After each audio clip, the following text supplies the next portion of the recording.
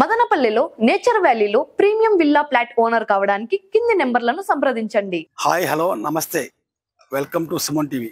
నేను మీ జాకిరి పట్టాన్ని. సెప్టెంబర్ 13వ తేదీకి జిల్లా రాష్ట్ర రాజకీయాల్లో ఓ ప్రత్యేక గుర్తింపు ఉంది. ఆ గుర్తింపు ఏమిటంటే అదే రోజు నల్లారి సోదరుల పుట్టినరోజు కావటం విశేషం. ఒకే రోజు పుట్టారు కదా, మీరు కావాలనుకుంటే మీరు తప్పులో కాలేసినట్టే.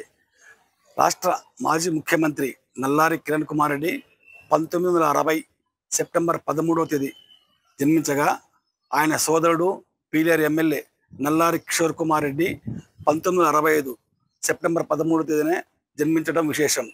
ఈ పుట్టినరోజు వేడుకలను నల్లారి అభిమానులు, కార్యకర్తలు, తెలుగుదేశం పార్టీ కార్యకర్తలు, నేతలు అత్యంత ఘనంగా జరుపుకునేందుకు సన్నాహాలు ప్రారంభించారు.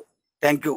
ఇన్ని రోజుల తర్వాత ఈ అరాజకాలు చూసే, ప్రజలు హింసిస్తున్న అంశాలు చూసే, ఈ అవినీతి చూసే నేను మళ్ళా డైరెక్ట్ ఎలక్షన్ లో పోటీ చేయాలని మా పార్టీ ఆదేశం ఇస్తే వీడికి రావటం జరిగింది. ఖచ్చితంగా పుంగనూరు కానీ తమ్మలపల్లి కానీ స్పష్టంగా వారికి పూర్తి మద్దతుగా, క్యాండిడేట్లకు అక్కడున్న క్యాడర్కు పూర్తి మద్దతుగా ఖచ్చితంగా ఉంటాం. ఇది ఈ కేసులు పెట్టేదానికి కూడా బైండ్ ఓవర్లు మొదలు పెట్టారంట. కేసులు, దొంగ కేసులు పెట్టి దానిపైన బైండ్ ఓవర్, ఇవన్నీ కూడా ఎలక్షన్ కమిషన్ పరిగణనలోకి తీసుకోవాల్సిన అవసరం ఖచ్చితంగా ఉన్నదని తెలియజేస్తున్నా. ఇది మొట్టమొదటి ప్రెస్ కాన్ఫరెన్స్, అందుకని దీన్ని మించి నేను పోదలుచుకోలేదు.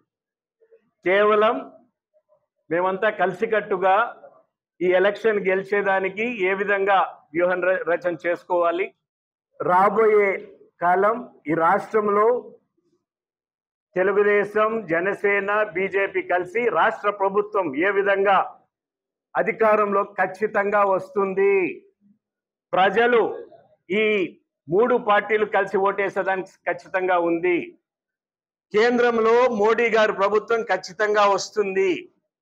దారి తప్పిన ఈ ప్రభుత్వాన్ని దారిలో పెట్టుకొని మనం ప్రజలకు మేలు చేసే విధంగా ముందరకు పోవాల్సిన అవసరం ఖచ్చితంగా ఉంది అని తెలియజేస్తూ, నేను మీ అందరికీ ఇక్కడికి వచ్చేసిన దానికి కృతజ్ఞత తెలియజేస్తూ సెలవు తీసుకుంటున్నాను. మనం కంప్లైంట్ ఇచ్చినాం ఎలక్షన్ కమిషన్, మందే గవర్నమెంట్ ఉందా, 35,000 ఓట్లు టోటల్ మార్చేసినారు.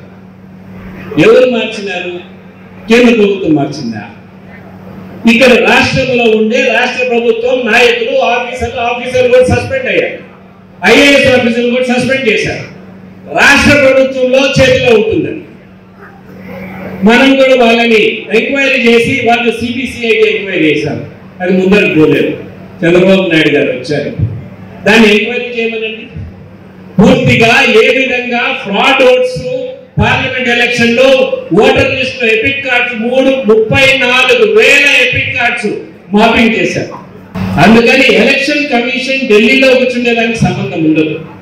రాష్ట్రంలో ఉన్న ప్రభుత్వం చట్ట ప్రభుత్వం ఉంటే ఆ చట్ట ప్రభుత్వం ఈ పనులన్నీ చేస్తా ఉంది.